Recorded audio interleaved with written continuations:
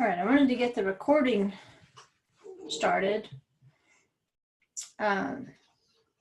before we get started, because I want anybody that's listening to the audio or watching the video later to hear this warning. We're getting into a Torah portion, Acharei, which means after the death, which is, of course, referring to the death of Nadav and Abihu, Aaron's sons, when they brought strange fire into the holy place. And last year, when we went through this portion, we looked more at the resurrection pictures that are in the,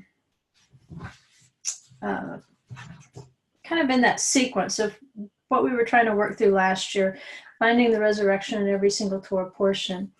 And this Torah portion, I think we're still on topic. I think we're still talking about the resurrection, but it exposes, that's a pun, I didn't intend. It's exposing some abominable practices that can occur that would cause you not to pass over. And we're going to break down the actual language of a particular verse so you can see what I mean when I'm talking about crossing over. But instead of being a Hebrew, an Ivri who crosses over into the garden of resurrection, we have in the Torah portion an example of how people can cross over or pass over to hell, basically. And the context that I want to look at is in chapter 18 of Leviticus. And I'm just going to screen share with you for a second here, because I want you, there's other verses we're going to refer to, because what we're going to unpack here is what it means to pass your children to the fire, through the fire to Molech. And sometimes we get things mentioned once in scripture, but if it's mentioned several times and there seems to be a link among those contexts, and we will see that link. We'll begin to see it this week and perhaps next week, because the topic extends, passing your children through the fire to Molech. That actually extends into Kedoshim next week, which is holies. But I just want to screen share because I want you to just glance through, if you haven't already done your Torah reading, the topics that are in the context of passing your child through the fire to Molech. Now, the caution I wanted to put up front here is if there are children around, this is not a child's topic because it's talking very specifically about certain types of sexual immorality. And in some cases, it's kind of graphic, the picture that we get. We're going to try to treat it very, in a holy way. But still, if you don't want to answer the questions, then you may not want kids listening to the topic. You have to kind of go with the age and the stage on these things. But if it's in scripture, we have to deal with what is it saying, why is it saying that, and how does it apply to me? And it's going to help us unpack why this thing about passing your children through the fire to Molech shows up in strange contexts. So let's just glance through that. If I can remember what I'm doing. Let's see, share. I'm just going to go to Blue Letter Bible online.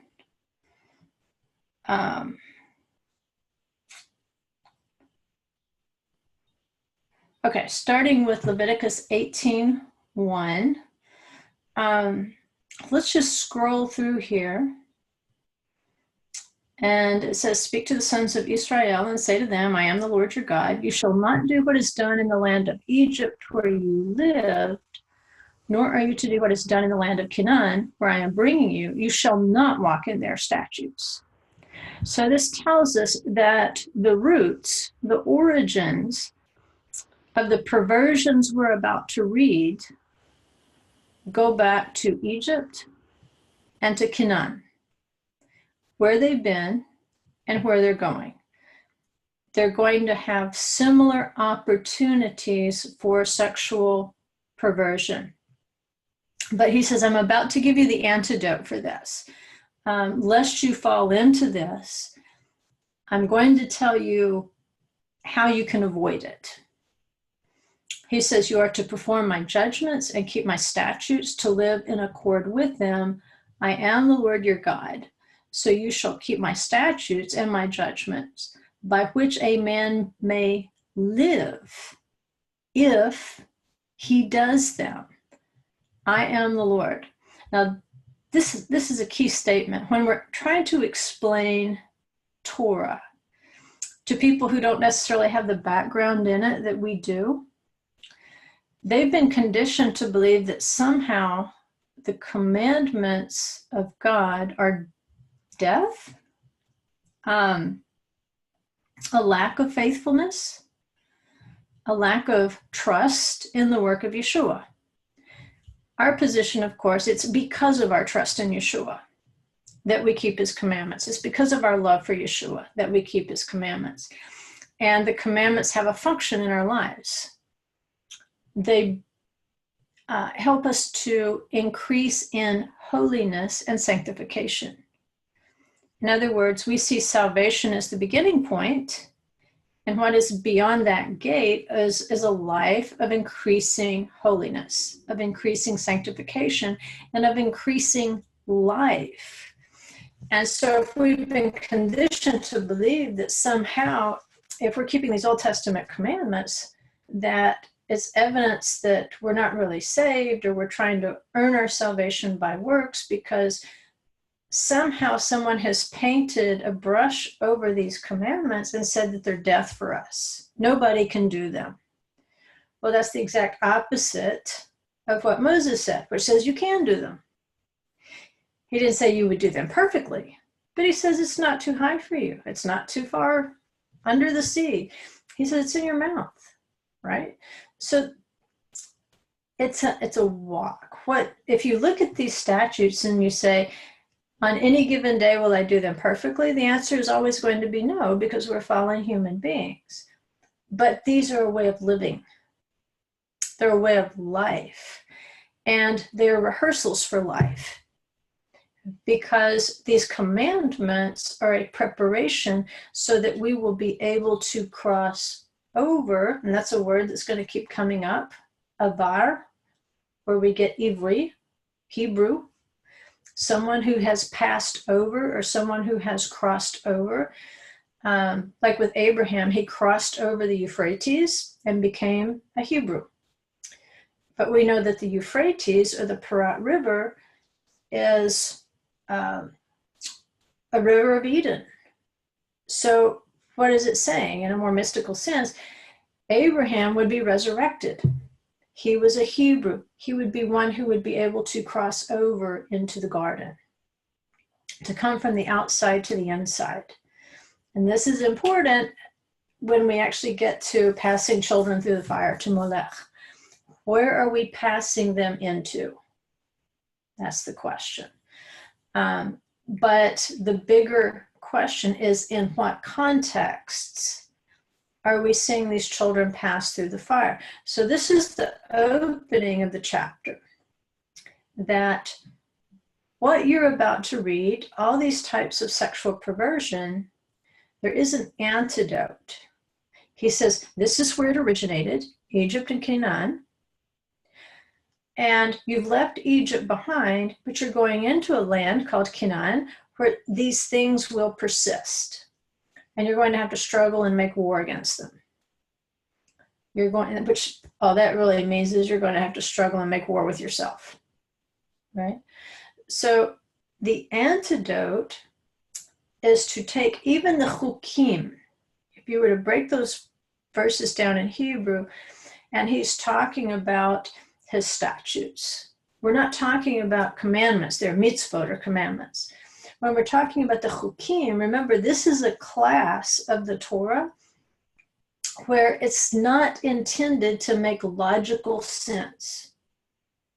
Because if you only obeyed this chok because it was logical, and it made sense, there would be no faith involved.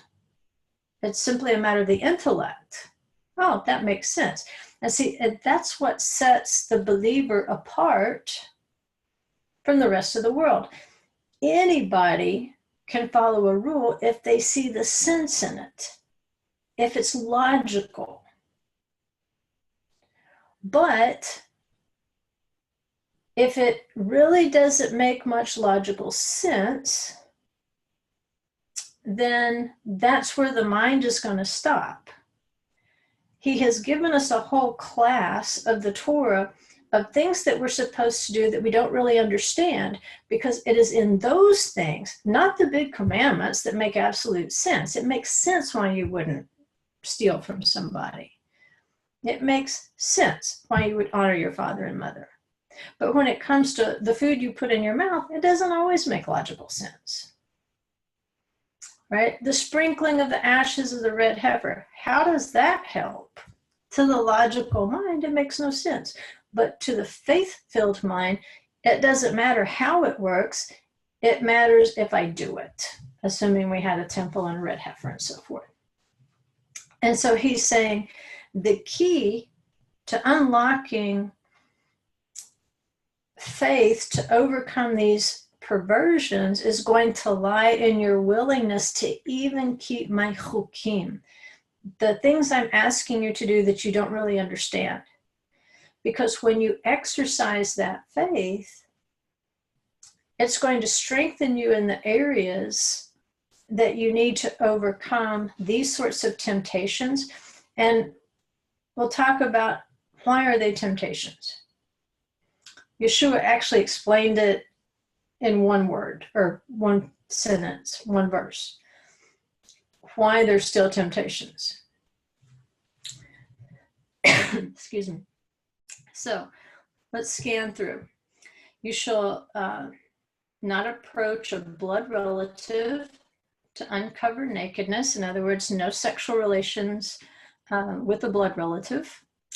That includes, he's explaining here, you shall not have sexual relations with your mother or if she's married to your father, even if she's not your mother, that relationship is still prohibited. Sometimes you might have a mother who is deceased. He may have remarried. You might, in this era, you might have a second or third or fourth wife. It even includes bastard children. If we were to take the time to go down that road, let's say your father fathered a child out of wedlock, someone he was never married to. The relationship, the offspring of that relationship is still prohibited to you because it is a blood relative, regardless of the covenant connection of a marriage. You shall not uncover the nakedness of your father's wife. It is your father's nakedness. You shall not have relations with your sister. And again, you can see here, it even applies to a child who's born out of wedlock, if the child is a bastard, because he says whether born at home or born outside. If they're considered part of the family or they're not really part of the family, if that's your blood relative, you shall not have sexual relations with that person.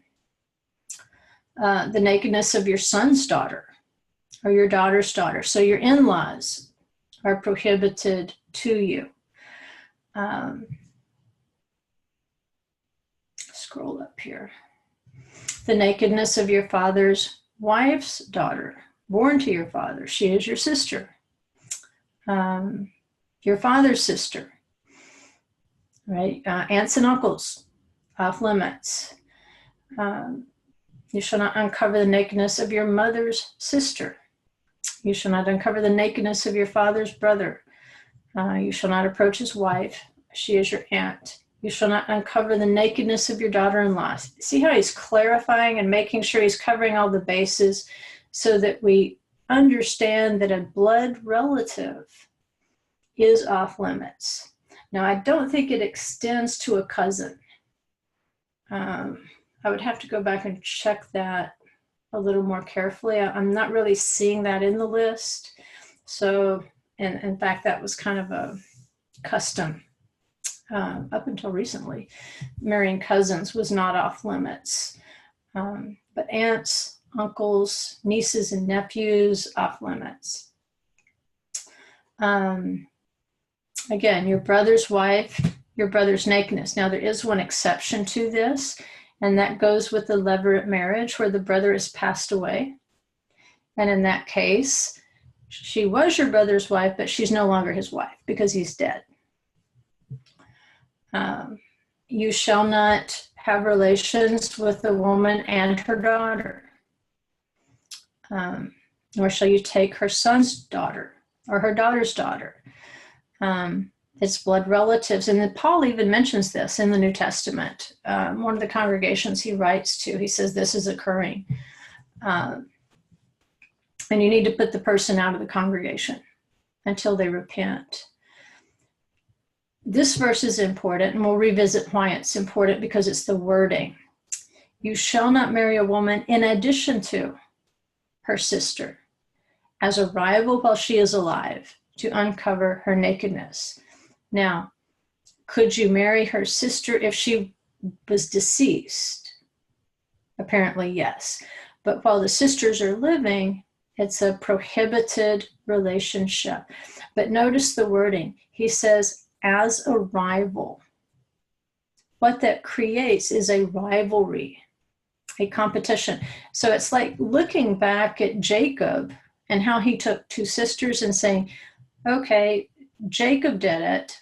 It wasn't the best case scenario. It did create a rivalry. Nevertheless, Adonai can take our mistakes and make them beautiful. It's not a reason to make a mistake. So he's saying, don't do this anymore. This is wrong.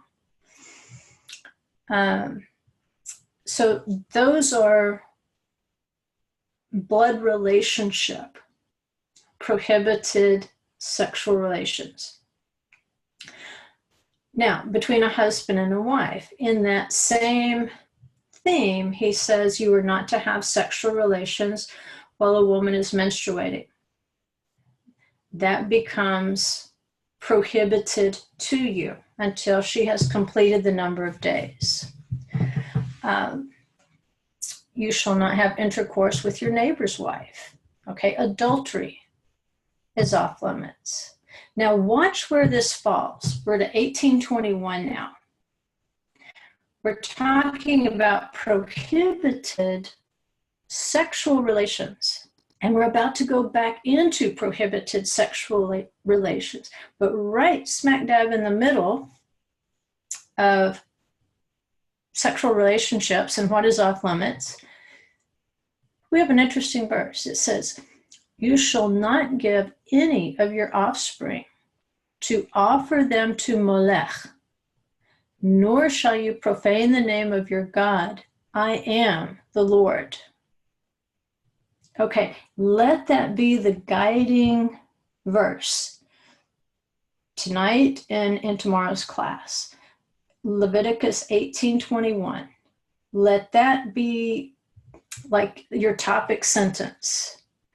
You shall not give any of your offspring to offer them to Molech, nor shall you profane the name of your God. I am the Lord.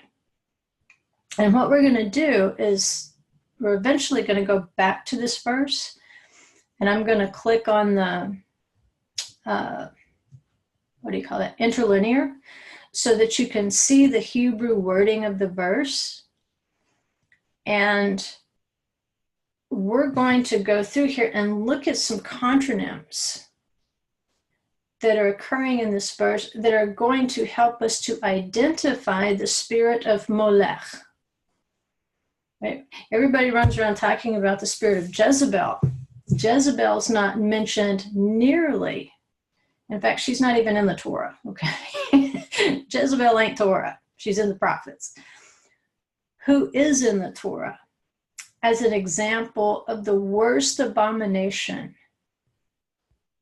Molech, this god who is going to be in a class of the Baals. You've heard of Baal, which means Lord. Baal is not always a specific term. Sometimes it refers to a category. So we'll look at some verses that show you how Molech is in the category of the Baals. Right? He is a Baal. Is he Baal? I don't know. But he is equated to a Baal because he falls into that category. And what it says is, nor shall you profane the name of your God. I'm going to show you exactly how the worship of Molech profaned the name. And where the name is, remember he says, I'm going to show you a place where I have put my name. And we know later that that place was Jerusalem. We're going to look at the topography, the geography of Jerusalem.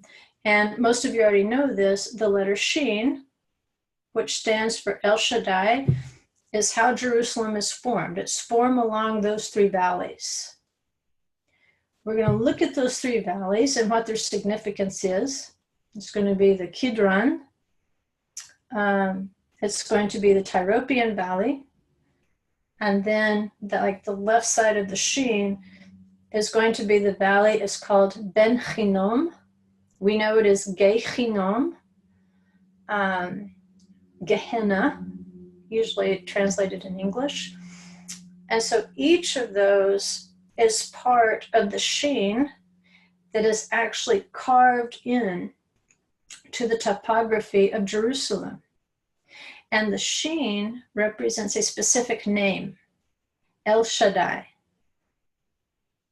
So some things that went on there in this cult of Molech, which was practiced on the left arm of the Shin, which is the valley of Ben Hinnom, Gei Hinnom, sometimes used as a metaphor for hell. What was happening there was profaning the name in a very specific way. So we've got this little verse here that has to do with idol worship and passing over, specifically giving, latet, to give, giving your offspring to Molech, and causing your offspring to pass over to Molech. It doesn't appear to have anything to do with the sexual immorality we've been reading about up to this point. Now watch where it slides right back into sexual immorality. In verse 22, it says, you shall not lie with a male as one lies with a female. It is an abomination. Right? Now we're not going to get any more graphic than that. It doesn't simply say, don't have homosexual relationships. It's actually giving you positioning. Positioning is going to be an important thing because watch the next verse. It says also, you shall not have intercourse with any animal to be defiled with it, nor shall any woman. And now it's being very specific to give you an example of something that we're going to try to work out. What exactly is this Molech thing?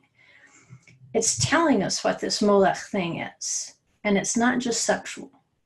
It has to do with principalities and powers and levels of authority. Sexual immorality is going to be one example of how these things get mixed up and how seed gets mingled. So we might say, in a very generic sense, do not have intercourse with any animal to be defiled with it. And now something very specific. Nor shall any woman stand before an animal to mate with it. It is a perversion.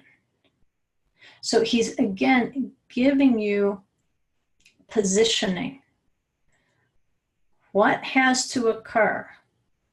And remember, you know, this is a very graphic section of the Torah. So if you've got kiddies around, it's still a good time to shoo them out, because depending on age, we may not want to have this conversation yet.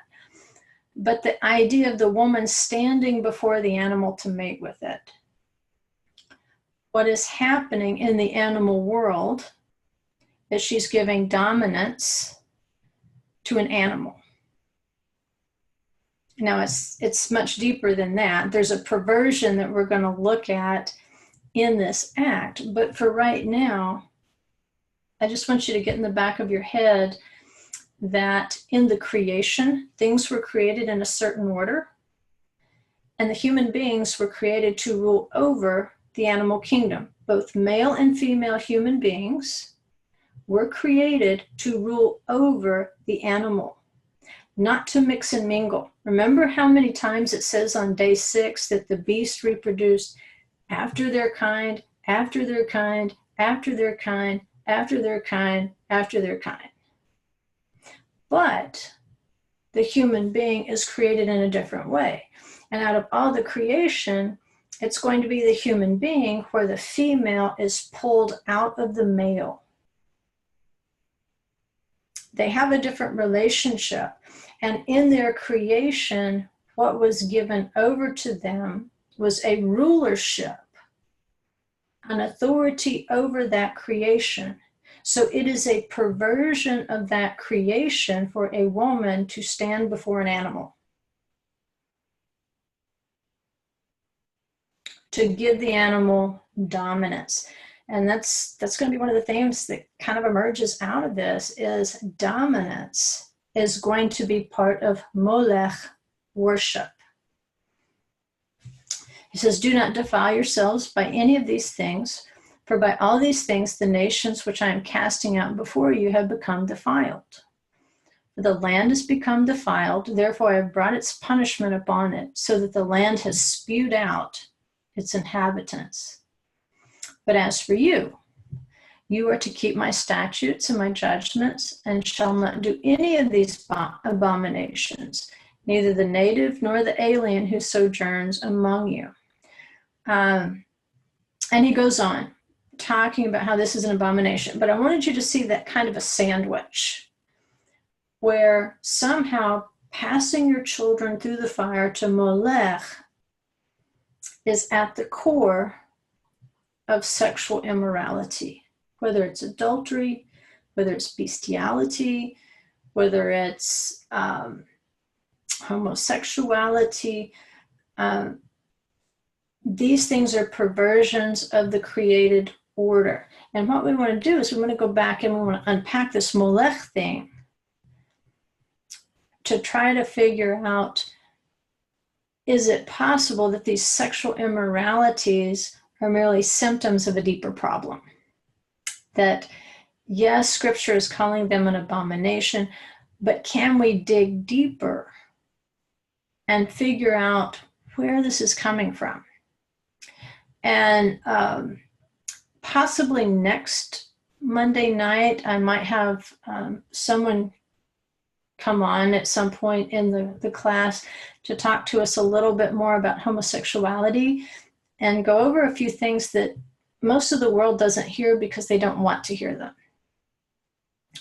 But I think at this point, we all know or have friends or have relatives who are homosexual or transgender and so forth. And we're trying to navigate this very narrow bridge between respecting and loving them as human beings, but not accepting the behavior.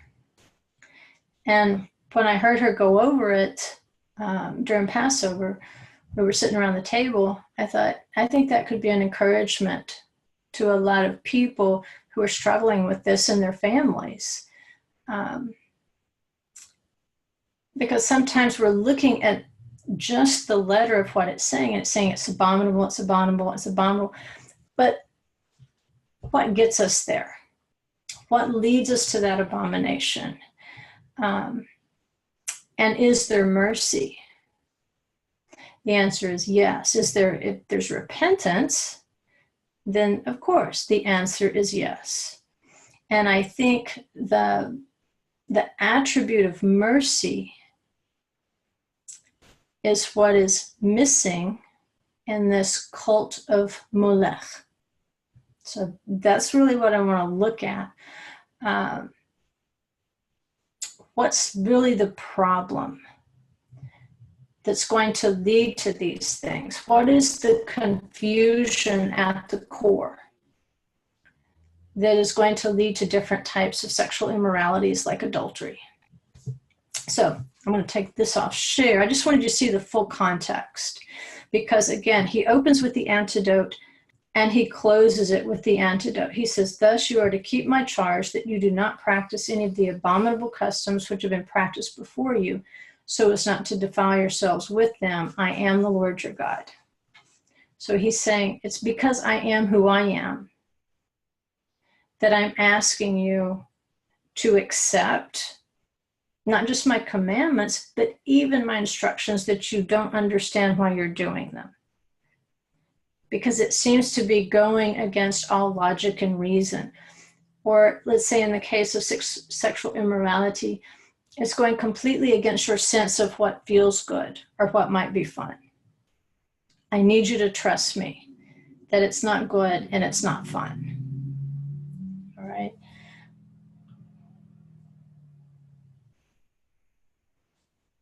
Okay, that was a little heavy, but let's get back.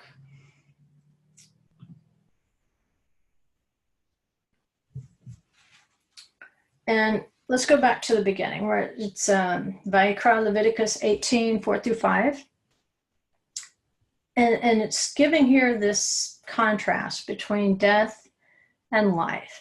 So after the death is the name of the Torah portion, Acharei mot. But at the very same time, it's labeling this portion after the death, it's preaching life.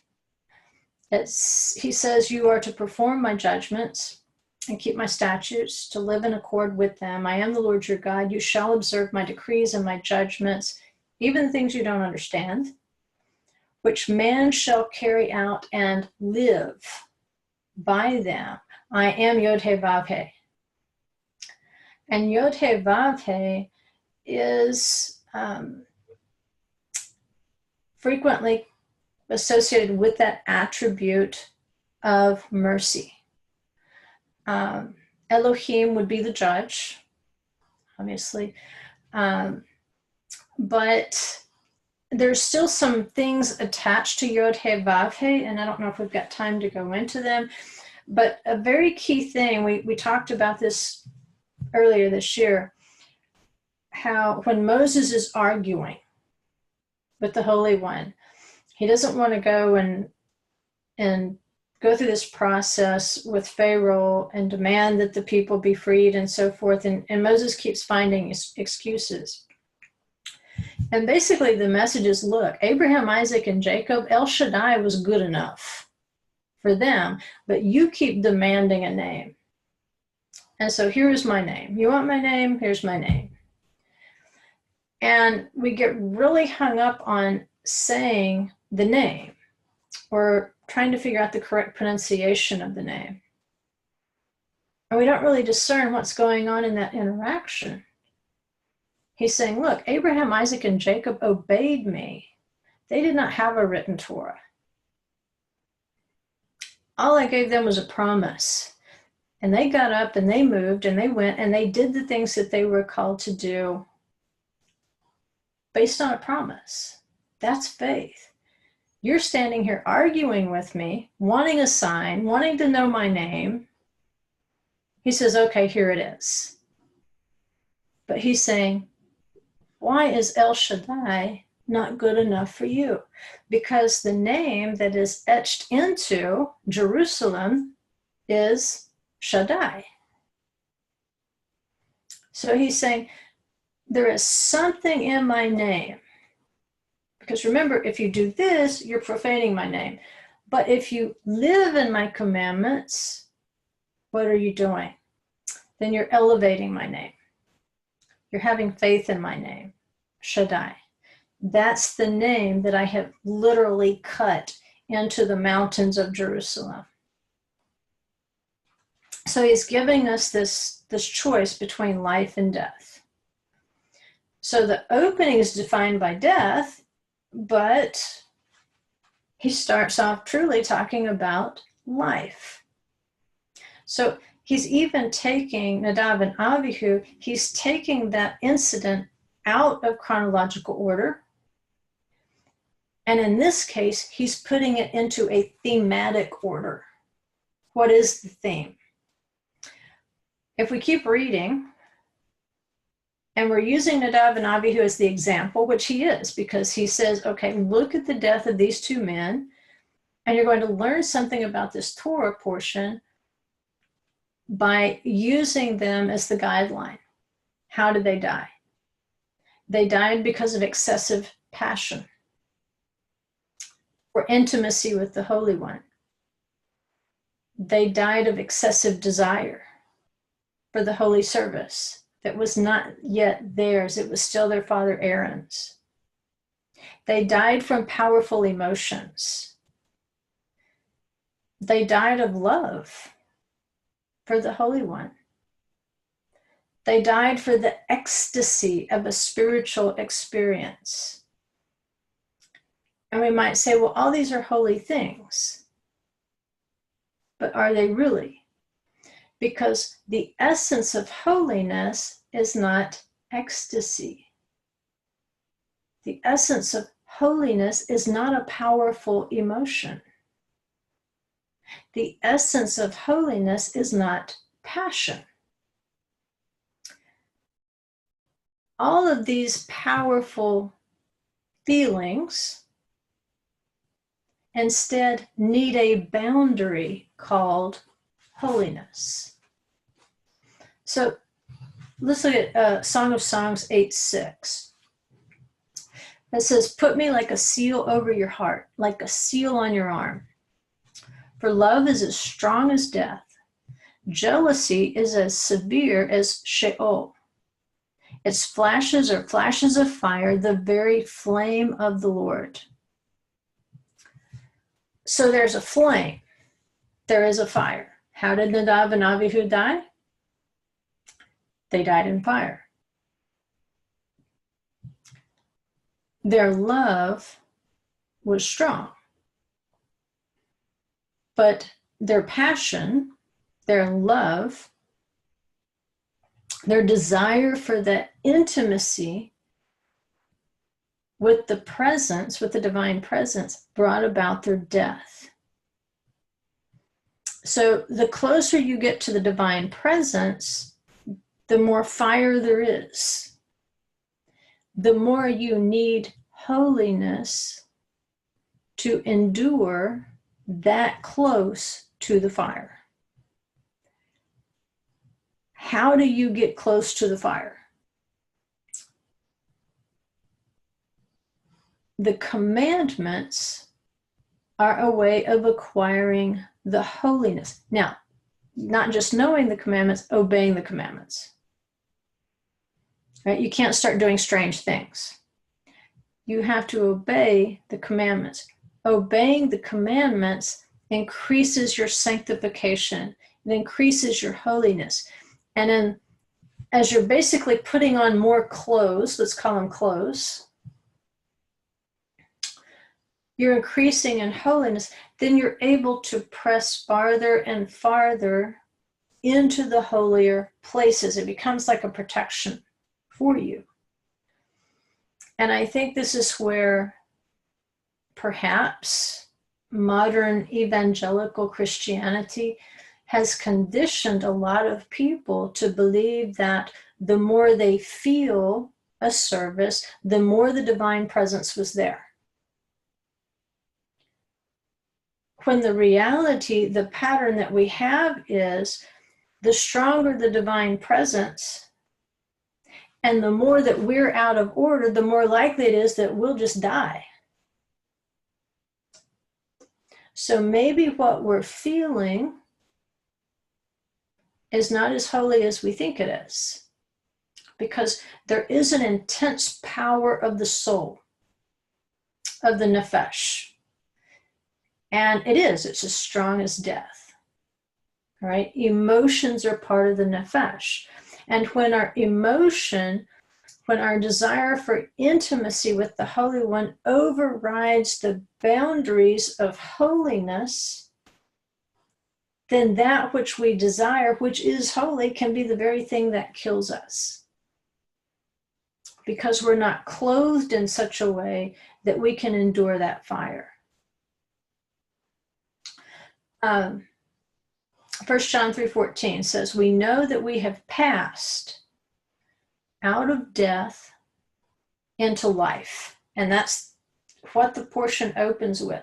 These commandments, these decrees, these judgments, they are for you to live, to have life in them. So he says, we know that we've passed out of death into life because we love the brethren. He who does not love abides in death. So we need a couple of things. If we're going to live a covenant life, we need love, we need passion, but we also need to restrain that passion. It's like saying stop at the very same time that you say go. That's what a commandment does for us. We are supposed to engage those commandments and those statutes with a love and with a passion and with a desire, even with a sense of ecstasy when we obey those commandments. Nevertheless, at the very same time, those commandments are a restraint to our passions. And so we saw in that long verse of chapter 18, different sorts of passions, loves, desires, ecstasies that we must restrain, that are off limits to us if we are to live. Nevertheless, without the love, without passion, without desire, without that ecstatic relationship with the divine, how do we even know we're alive? Because the lack of love, John says, is a sign of death. But unrestrained love leads to death.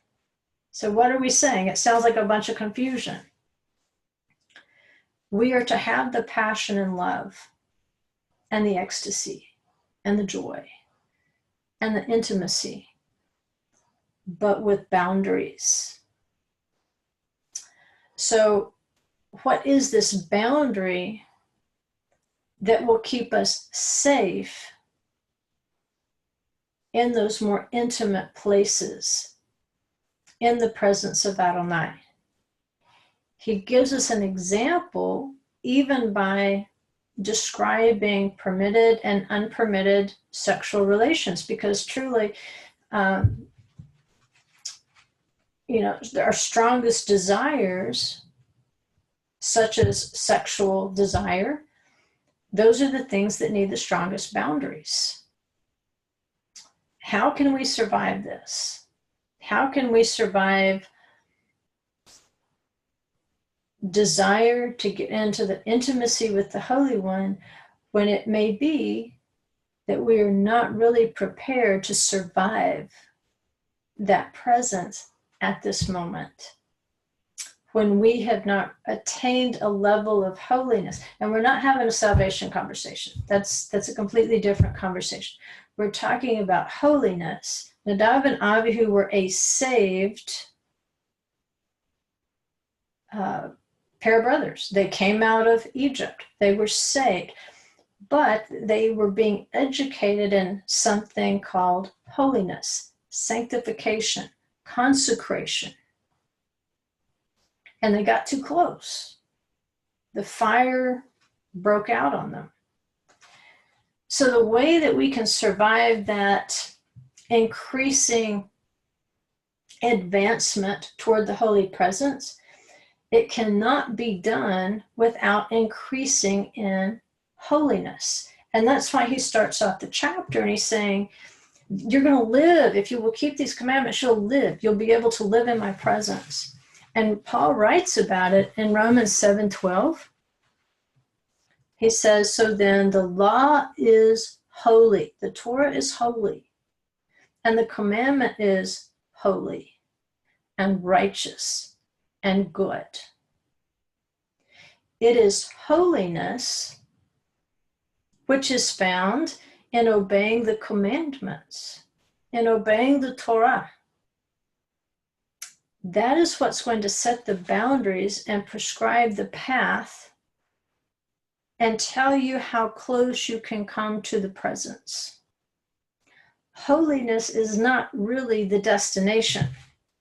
It's the means by which you will attain the destination, so that the fire of Adonai does not break out upon you. There is a holiness in restraint. And that restraint that we learn through the life and the holiness of the commandments, it has to become part of our being so that we can express our passion and express our love without those things becoming death for us. And so we've got a long list of passions, sexual relations. It talks about incest, bestiality, menstrual relations, sister wives, homosexuality, adultery. But there's a contextual clue that it leaves behind in verse 21. It says, you shall not give any of your offspring, your zerah, seed, to offer them to Molech, nor shall you profane the name of your God. I am the Lord. Right? How will you profane the name? By offering your offspring, your seed, to Molech. So let me see if I can go back to the share, because I want you to see this in Hebrew.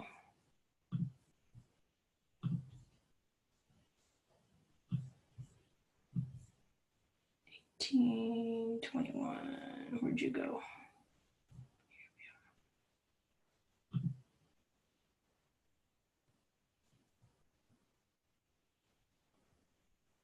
All right. If we look at the Hebrew up here, which, I can scroll down and you can see how it's translating out each word. But you can see here this first word, the root word of it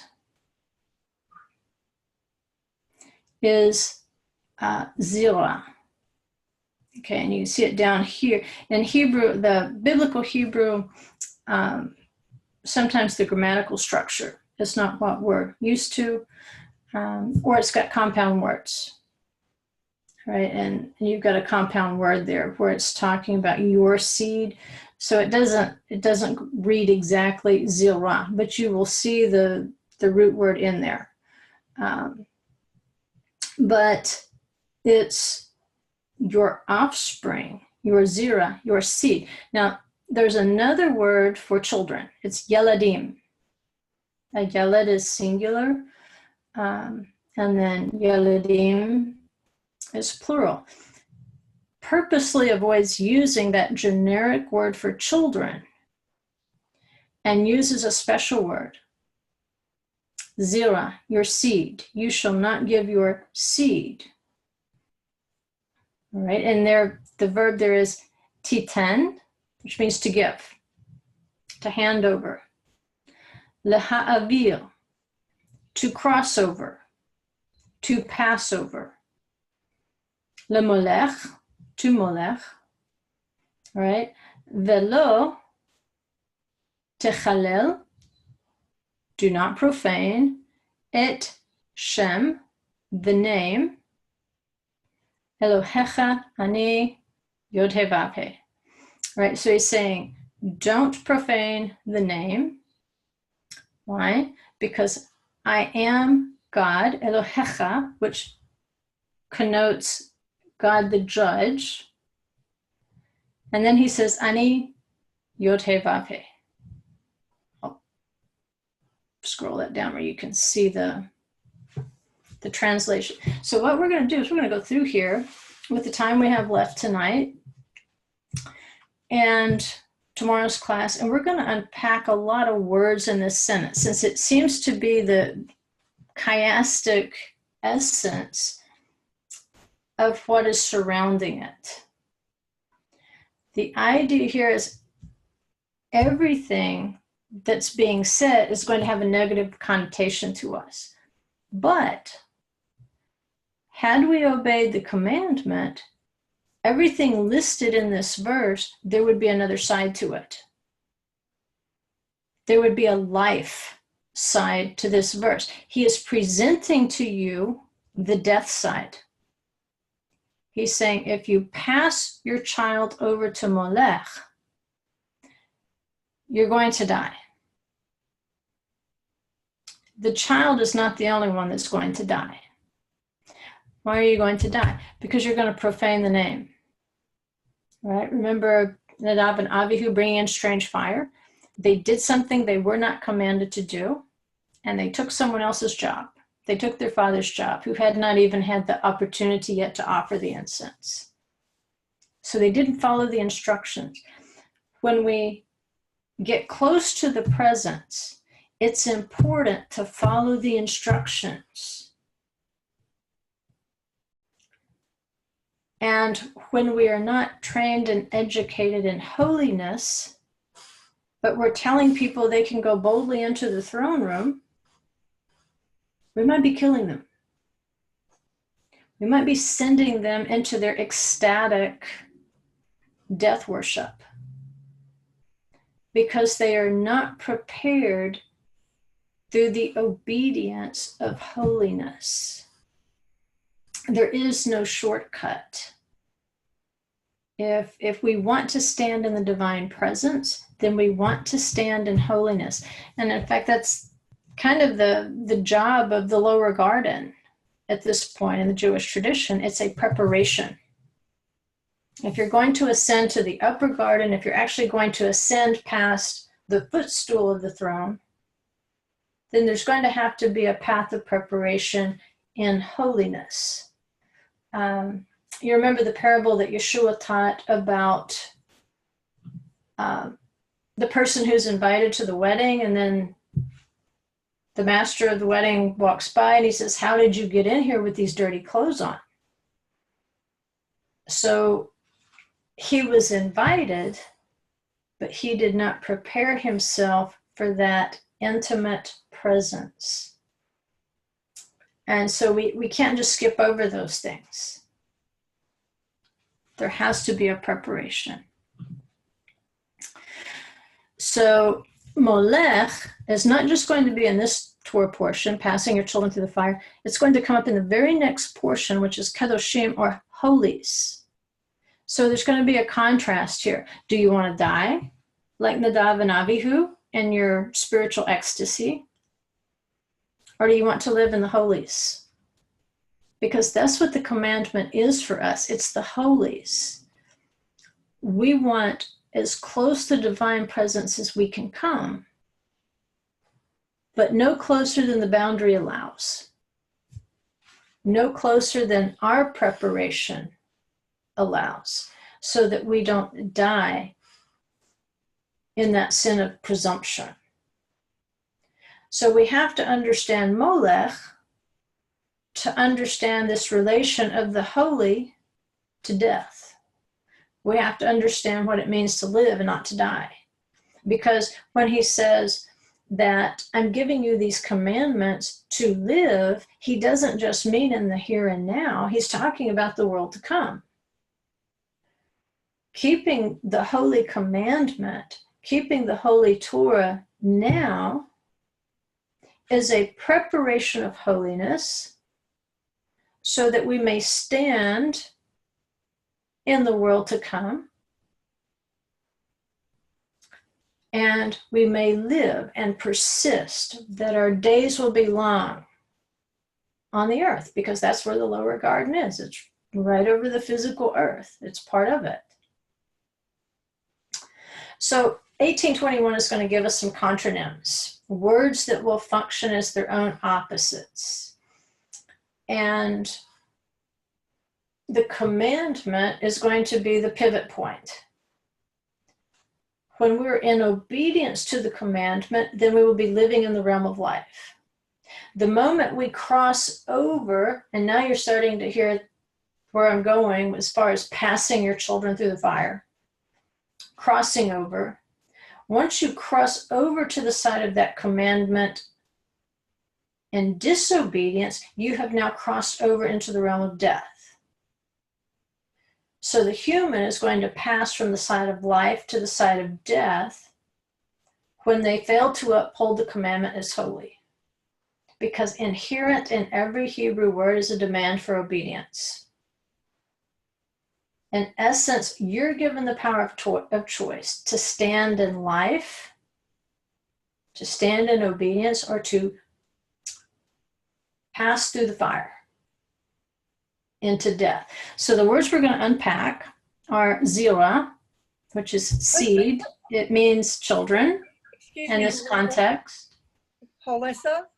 Yes. Would you please state that again about the words and the holiness, every Hebrew word? Every Hebrew word is going to have a side of life and a side of death. It's a contronym. When you obey that word, you are standing in life. When you disobey, when you cross to that other side where you were not designed to live, as a human being, you were designed to live in obedience. You were not designed to disobey and live in death. Therefore, you die. So when you disobey, you've crossed in to death. So you've got that power of choice. You're unique that way. You're looking at the commandment, and you can see that there's two sides to it. If I keep this commandment, if I relate to this Hebrew word in the way prescribed in Scripture, I'll stand in life. If I decide to disobey it, to have an improper relationship, then I will go into the realm of death until I repent and cross back into the realm of life. Does that make sense? Yes, it makes sense. But you had said something that was really profound, the way you had worded it. I'll find it in the recording. I didn't think about that. I'll find it in the recording. That was probably accidental. Never. So the contronym words that we want to look at are zera, which is the seed, which is the children. The other word is leha'avir, that you saw when I screen shared with you, which means to cross over or to pass over. Another one is Molekh, which is the name of the god of the particular Baal that's going to be associated with this sexual immorality. Because the god is representing the people's decision to cross into a realm of death when they have something, a holy commandment, that would lead to life. And we'll see it because it's the same word.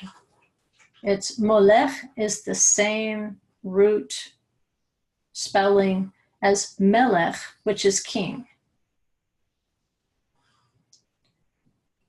We're going to look at Shem, where he says, don't profane my name. Shem means name. And there's going to be a play on word there with Sham, right? Which is there. It's there I have placed my name, Jerusalem. And we're going to look at the sheen that's actually cut into Jerusalem so you can see what is the significance of this cult of Molech, which was a royal cult. It was practiced by the kings of Judah. There's a reason it was practiced by kings, which goes back to the name of the god, Molech, Melech. In fact, it's in Arabic, it's Malik. and they still recognize him as the god of the underworld. There are specific things associated, and again, it's not going to be you don't want your kids around, because we're going to be talking about specific things associated with the cult of Molech. In a nutshell, it's a death cult. And look around today and look at how many things have skulls on them. You can see that the spirit of Molech is starting to crop up everywhere. It's a cult of dominance, which goes back to the actual name, Molech, Melech, king. It's wanting to, it's going to go back to the example there of the woman standing for the animal. It's a matter of dominance. It's a matter of rebelling against specified levels of authority or function, refusing to work with obedience according to the holy commandment, but instead, it's the best analogy I could come up with is it's trying to slip the gatekeeper a 50 to get into the wedding, but finding out the moment he lets you in, there's a trap door, because you can't go into that wedding. But there again, that El Shaddai, the Shaddai name that is profaned with the Molech worship, passing your children through that fire, profanes the name, the Shem, because why? Because you do it Sham, you do it there. It's in the place that this cult is practiced that's significant, that profanes the name.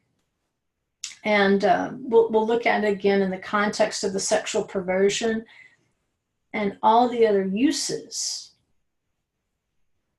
Because again, this Molech worship is going to crop up repeatedly in the Torah, not just in the prophets, not just in the kings. Molech is significant because from the beginning, there have been rebellions. If we go even back to the snake, the beast wanting to dominate the woman, and he's the most cunning beast of the field. He's acting out of order. And so when we act out of order, the commandments and the chukim, they bring order into our lives. The Father wants us to have passion. He wants us to have intimacy with him. He wants to have, us to experience those moments of ecstasy in his presence.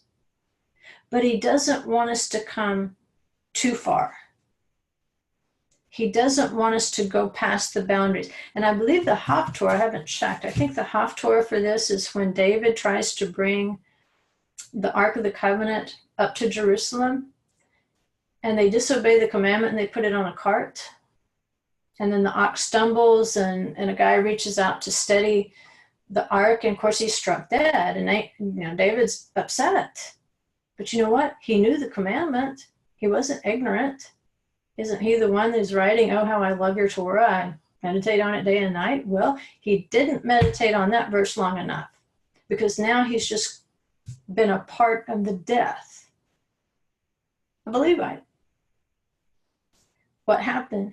You get too close and you don't have enough holiness on, if that makes sense.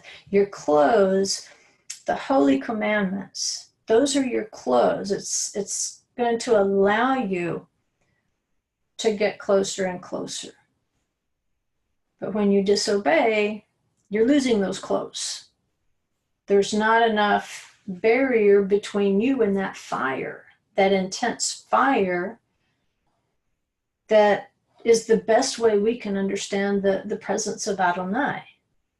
And so he loves us, but he doesn't love us so much that he wants to kill us, if that makes sense. He wants to prepare us. He's like, I can give you the clothes. I can give you the fire suit. so that you can get in closer, but you have to follow the instructions. And so even, in scripture, sex is not a bad thing when it is within the boundary of marriage and according to the statutes and the commandments of your sex life in marriage. He wants you to have intimacy. He wants you to have ecstasy. He wants you to have passion and desire. And if you will follow his instructions, it won't kill you. And that's a pretty simple way of putting it. When you experience the ecstasy, the passion, and the desire outside of those boundaries, it will kill you. You will pass into a realm of death.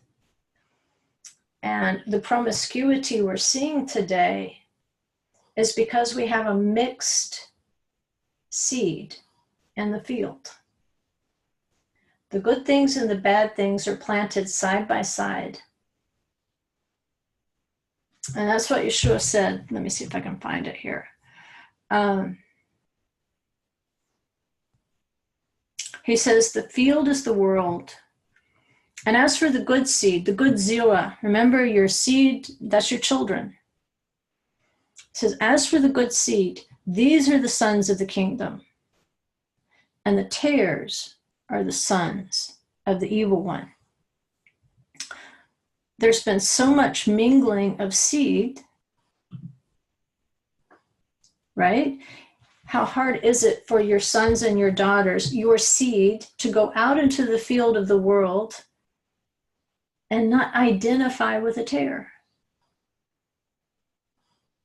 The tares are on the billboards. The tares are on the television. The tares are on their iPhones. The tares are in their friends. The tares are within the family sometimes. Everywhere they turn, there are tares. And the people with whom we associate are the people with whom we identify.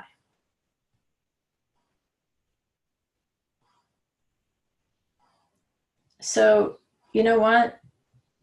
Parents, moms, dads, grandmoms, granddads, righteous aunts and uncles, if you're part of that process of helping the sons and daughters differentiate in a mixed field that we live in, the difference between the wheat and the tares, so that they learn to identify with wheat.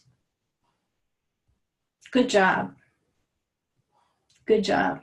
Don't get tired. Don't give up, no matter how old they are. If they're still identifying with the tares, do not give up. You have been planting the seed of the word in them. You are walking as an example of holiness before them. And that's the identification we want them to return to. And it's not easy in this mixed field. We're surrounded on every side. And it's hard to tell a wheat from a tare. When sometimes it feels like the wheat's tearing you up.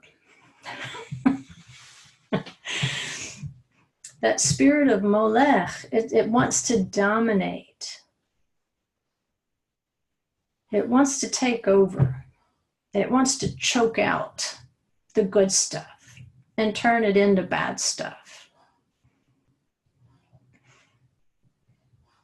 And so we'll get into a little more detail with tomorrow's class, because I do want to break down those words. I think they're very important because they are at the heart of these passages of sexual immorality. Now, what we'll add tomorrow is the other contexts of passing your children through the fire, and it's going to add a major realm with the sexual perversion.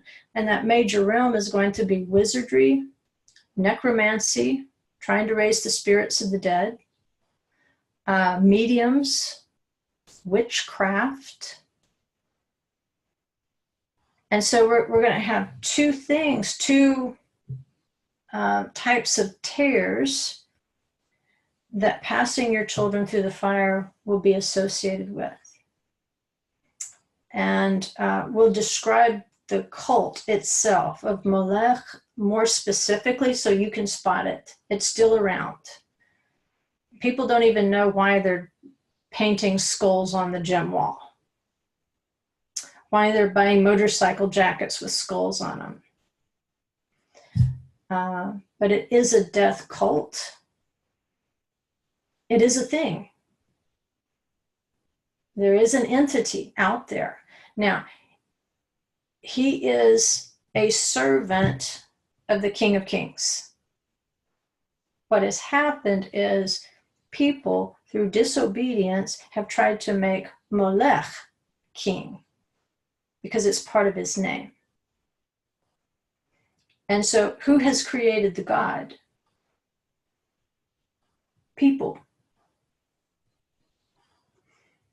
People have taken that worship, which should have been aimed at the Creator and the King of Kings, and instead, like I said, it's like paying the security guard at the entrance to try to get into the house.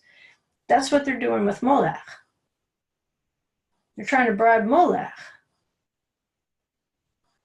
When it's touching this realm of death, when the person you need to be worried about is the one who actually appointed this gatekeeper. Remember studying all that stuff about the king of Abaddon? Well, who appointed him king? He still has to obey the King of Kings. He's just a servant. Just a servant. And so when you human beings worship him, what are they doing? They're worshiping something that's really dead. They're worshiping the realm of death. And then they're going to cause their children to be inculcated with unholy things. And it becomes much harder for those children to be a Ruth and to say, you know what? I might be the offspring of an incestuous relationship, but that doesn't define me. The path of holiness I pursue is going to define me. Not what my ancestors did with their father. And so there's hope for our children. There's hope for our family members. There's hope for people who have been overtaken in these perversions and misidentifications of their roles. There is hope. So we don't quit praying and we don't quit walking in holiness. We have to keep walking in holiness. And, you know, just by having Ruth as that great example, you know, a nation born of incest, but yet she becomes an ancestor of King David. So can there be a turnaround? You betcha. And see, that's the essence of the name that is cut into Jerusalem, Shaddai. He's sufficient. And he is mercy. So we have to balance those two things out. Is he a judge? Yes, he is. But can he administer mercy? Yes, he can. The worship of Molech takes away all mercy. What parent, and especially what mother, would allow her child to be thrown into a fire and burned alive? There's no mercy in Molech. None. But there is mercy in Shaddai. So we'll look at even how those three valleys, what they could represent, and how instead of profaning that name that's on Jerusalem, how instead we can make holy in the eyes of the world that name.